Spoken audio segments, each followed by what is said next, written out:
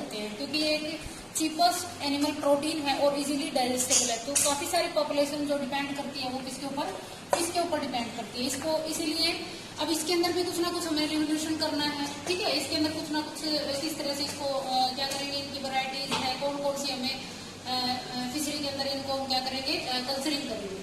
तो जो इंडिया है वो यहाँ पे 6th पोजीशन के ऊपर है सी फूड में। सी फूड तो मतलब यहाँ पे जो आयोडीन रिच फूड होता है, इनके जो सी से अपन जो फूड लेते हैं, तो इंडिया हमारे 6th पोजीशन के ऊपर है इन वर्ल्ड के अंदर, ठीक है। तो फिशरी का मतलब यहाँ पे क्या चीज है, फिशरी का मतलब यहाँ पे कि increase in fish healed in India, जो फिश है उसकी हिल्ड को अपन इंक्रीज करना है अपने इंडिया के अंदर, उसको हम क्या बोलेंगे, ब्लू रेवोल्यूशन। मोस्ट इंपॉर्टेंट है, ठीक है। तो fishery is an industrial devoted of catching, किस तरह से उसको हमने क्या करना है, कैचिंग करना है, क्रॉसिंग करना, ठीक है, किस तरह से उसमें क्रॉसिंग में यूज करेंगे, फिर selling and the fish sale, ठीक है, सेलिंग के लिए यूज करना, अलग अलग तरह की जो सेल होती हैं, ठीक है, उन फिश को किस तरह से, and the other aquatic animals, और कौन कौन से दूसरे एक्वेटिक एनिमल्स को हम क्या कर सकते हैं, कल्चर कर सकते हैं, ठीक है। उसके बाद टाइप ऑफ फिशरीज, यहाँ पे 2 तरह की फिशरीज की बात कर सकते हैं। पहले आएगी कैप्चरिंग फिशरीज, दूसरी आएगी कल्चर, ठीक है। कल्चर में तो सीधा ही आप फिश फार्मिंग कर लेंगे, ठीक है। और जो कैप्चरिंग की अगर हम बात करें तो ये जो फिश ऑब्टेन्ड होती है, जो नेचुरल रिसोर्सेज होती हैं, ठीक है, नेचुरल रिसोर्स जैसे ओशियन हो गया, सी हो गया, रिवर हो गया, लेक हो गया, उससे जो आप फिश ऑब्टेन करते हैं वो हमारी कौन सी होती है, कैप्चरिंग। और ये जो कल्चर का मतलब होता है कि फिश फार्मिंग करना, ठीक है।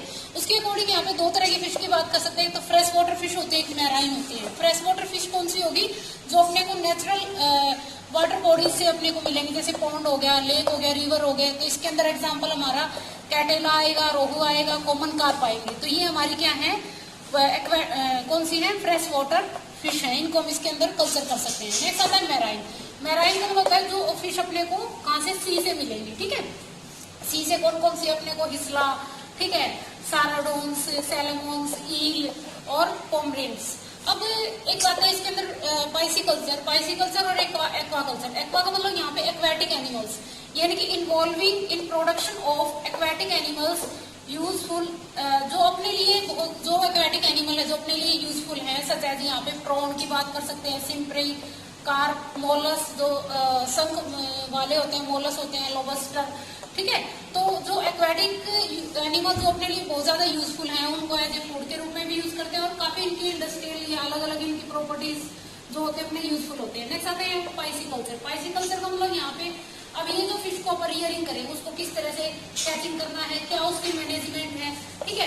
वो किसी पॉन्ड के अंदर आप उसको टेकअप कर रहे हैं या फिर आप किसी टैंक के अंदर उनको कर रहे हैं, तो सारी की सारी इंफॉर्मेशन अपने पास होनी जरूरी है, किस तरह से इनको कल्चरिंग करना, ठीक है, किस तरह से इनको क्या करेंगे, मैनेजमेंट करना। अब नेक्स्ट के अंदर हम क्या पढ़ेंगे कि फिश हमारे लिए किस किस तरह से इसकी इंपॉर्टेंट वैल्यूज क्या है। Importance of fishery. अभी फिशरी किस तरह से अपने लिए इम्पोर्टेंट है, सबसे पहले ये आपको पता ही है कि फूड के रूप में इसको यूज करते हैं पीपल्स, ठीक है। तो गुड सोर्स होता है जिसका प्रोटीन का, विटामिन का, और विटामिन ए और डी, ठीक है। क्योंकि ये जो प्रोटीन होता है वो अपने को क्या होता है, इजीली डाइजेस्टेबल भी होता है, और काफी क्वांटिटी में अपने को इसमें से क्या मिलता है, आयोडीन भी होता है, आयोडीन रिच, क्योंकि सी फूड है तो उसमें आयोडीन की क्वांटिटी अपने को ज्यादा मिलेगी, ठीक है। नेक्स्ट जो आएगा, फर्स्ट हम किसके फूड के रूप में यूज करें, सेकंड हम फिश प्रोडक्ट। अब फिश से कौन कौन से ऐसे प्रोडक्ट होते हैं जब उनको तैयार कर सकते हैं, ठीक है। तो सबसे पहले फिश ऑयल, ठीक है। फिश ऑयल का मतलब यहाँ पे जो कोड लिवर होता है ऑयल का, सार्क का होता है, ठीक है, उससे हम क्या कर सकते हैं, उसका जो लिवर होता है उससे हम ऑयल एक्सट्रैक्ट करते हैं, सार्क होगी, और इससे हम इसकी मेडिसिनल इंपॉर्टेंट वैल्यूज है, ठीक है। नेक्स्ट आता है मेन्योर। मेन्योर का मतलब होता है कि इसका जो वेस्ट होता है after extract of the oil, oil निकालने के बाद इसका जो वेस्ट प्रोडक्ट बनता है उसको एज ए फर्टिलाइजर के रूप में भी इसको यूज करेंगे, ठीक है। फिश ग्लू, उसकी जो स्किन होती है उसको भी हम गम के रूप में उसको यूज कर सकते हैं, उससे प्रिपेयर कर सकते हैं। इन सिक्स क्लासेस में एक जेलेटिनियस सब्सटेंस होता है जो कि यहाँ पे एयर ब्लड से लेते हैं, और जैसे मान लो कैटफिश होती है उसमें ज्यादातर ये कुछ स्पेशल सीमेंट बनाने के लिए इसका पर्पज के लिए यूज किया जाता है, या फिर हम उसको जो वाइन्स और बियर होते हैं उनको साफ करने के लिए भी अपन इलिस ग्लासेस के अंदर इसका यूज करते हैं, जेलेटिनियस सब्सटेंस जो लेते हैं उसके अंदर, ठीक है। नेक्स्ट आता है लेदर। लेदर में क्या जाएगा कि जो स्किन होएगी, ठीक है, जैसे सार्क है, रेज है, ठीक है, ये फिश ही है, और उनकी जो स्किन होती है वो लेदर के रूप में भी यूज करते हैं। कुछ इसी आर्टिफिशियल पर्ल्स यानी कि मोती बनाए जाते हैं, ठीक है। नेक्स्ट आता है इसके अंदर इनकम और एम्प्लॉयमेंट। इनकम कम होता है कि जो पीपल इसको क्या कर रहे हैं, उसका फार्मिंग कर रहे हैं, तो मतलब कल्चर कर रहे हैं, तो उन लोगों को क्या रोजगार मिलेगा और उनको सेलिंग करके उनसे क्या होगी, इनकम मिलेगी, ठीक है। कुछ फिशेज ऐसे भी होते हैं जो अपने को डिजीज से प्रोटेक्ट करते हैं, जैसे गेम यूज किया, ये पहले भी आया हुआ नाम ध्यान होगा आपको मलेरिया पैरासाइट वाले साइकिल में। ये जो फिश होती है ये ईट करती है मॉस्किटो के जो लार्वे होते हैं, डेंगू का या जो प्लाज्मोडियम मॉस्किटो का जो लार्वा होता है उसको ईटअप करती है, तो ये अपने को डिजीज से भी सेव करेगी। एस्थेटिक वैल्यू के अंदर कुछ एक्वेरियम बना के उनको घर के अंदर भी अपन फिश को क्या कर सकते हैं, कल्चर कर सकते हैं। तो ये सारी की सारी जो आएगी ये important of fishery. Thank you. Apiculture और बी कीपिंग, ठीक है। बी कीपिंग का मतलब समझ आएगा आपको कि बी की कल्चरिंग करना, ठीक है, किसके लिए, हनी की प्रोडक्शन के लिए। तो सबसे पहले it is maintenance of hives जो होते हैं जहाँ पे उसको रखेंगे, ठीक है।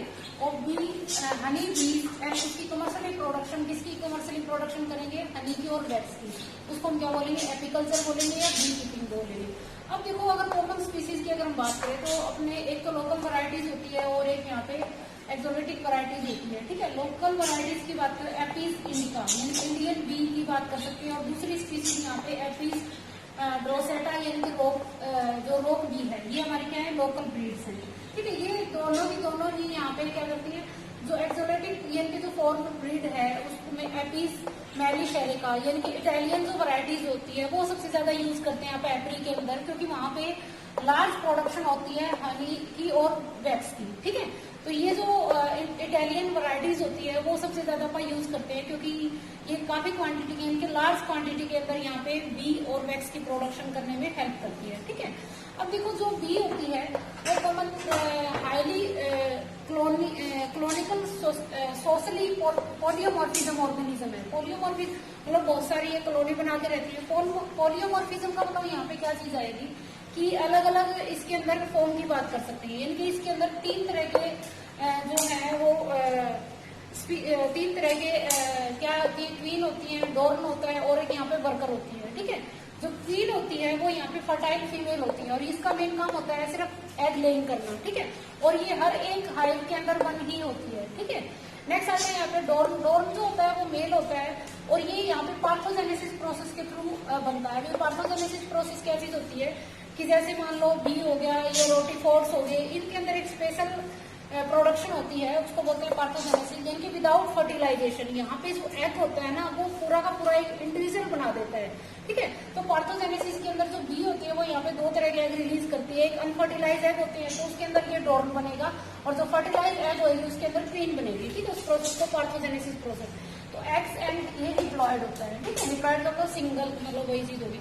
नेक्स्ट आती है वर्कर। वर्कर का मेन काम वहाँ पे स्टेराइल होती है ये, ठीक है, यानी कि ये दो तरह के एग रिलीज करेंगे, एक अनफर्टिलाइज होंगे एक फर्टिलाइज होंगे।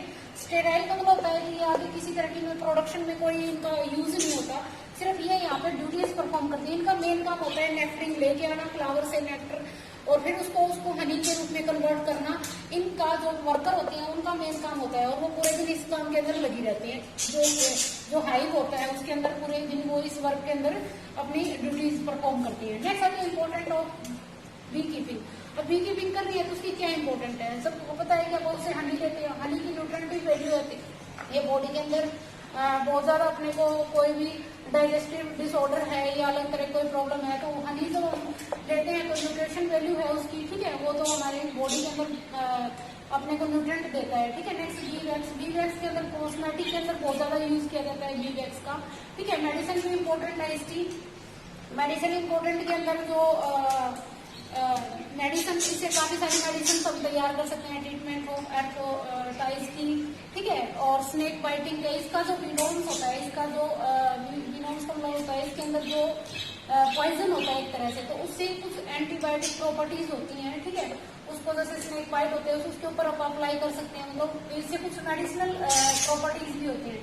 नेक्स्ट आते हैं पोलिनेशन। पोलिनेशन में ये हेल्प करते हैं, जैसे सनफ्लावर हो गया या एप्पल के जो फ्लावर हो गए या जो एप्पल के जो फील्ड हो गए, ठीक है, या पीयर, उनके अंदर ये जो बी होती है उन्हीं से ही एक स्पेशल पोलिनेशन होती है। पोलिनेशन का मतलब ट्रांसफर ऑफ पोलन ग्रेन्स, ठीक है।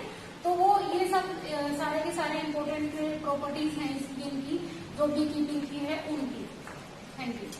कीपिंग करते हैं तो उसके लिए आपको देखे होंगे आप लोगों ने कि जो ये हनी बी जो रियरिंग करते हैं वो एक वुडन चैम्बर में करते हैं। वुडन चैम्बर में होते हैं लकड़ी के ऐसे बॉक्स बने होते हैं, ठीक है, और लकड़ी के बॉक्स के अंदर हेक्सागोनल शेप से उसके अंदर जो क्या करते हैं अलग अलग प्लेटें सी लगी होती है। तो ये जो बी कीपिंग की जाती है उसको बोलते हैं ब्रूड चैम्बर, ठीक है।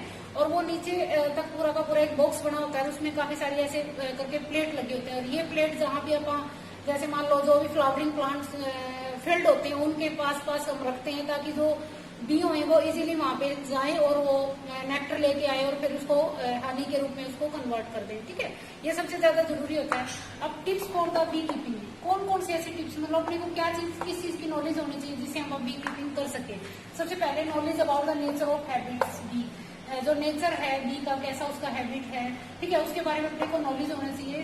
फिर उसके लिए अपने को सुटेबल लोकेशन चाहिए, यानी कि एक ऐसा मतलब जगह चाहिए जहाँ पे अपने को जैसे सरसों के फ्लावरिंग यानी कि मोस्टली जो लोकेशन जो अपने को चाहिए जहाँ पे फ्लावरिंग प्लांट ज्यादा अपने को मिलेंगे वहां पे आप इनकी क्या कर सकते हैं कीपिंग कर सकते हैं, ठीक है।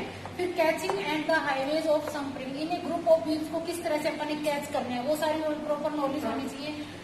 Management bee hives during the different season, अलग अलग सीजन के अकॉर्डिंग इनकी जो मैनेजमेंट होनी चाहिए वो अलग अलग हिसाब किताब से होनी चाहिए, उनके बारे में पूरी नॉलेज होनी चाहिए। फिर उनको कैसे हैंडलिंग करना और जो हनी बना है या बी वैक्स बना है उसको किस तरह से अपन कलेक्ट करते हैं, तो ये सारी चीजों की नॉलेज उनको कोई भी जो पर्सन बी कीपिंग करेगा उनको इन सब चीजों के बारे में पता होना चाहिए ताकि वो इजीली इनको क्या कर सके बी कीपिंग कर सके और हनी की प्रोडक्शन को बढ़ा सके।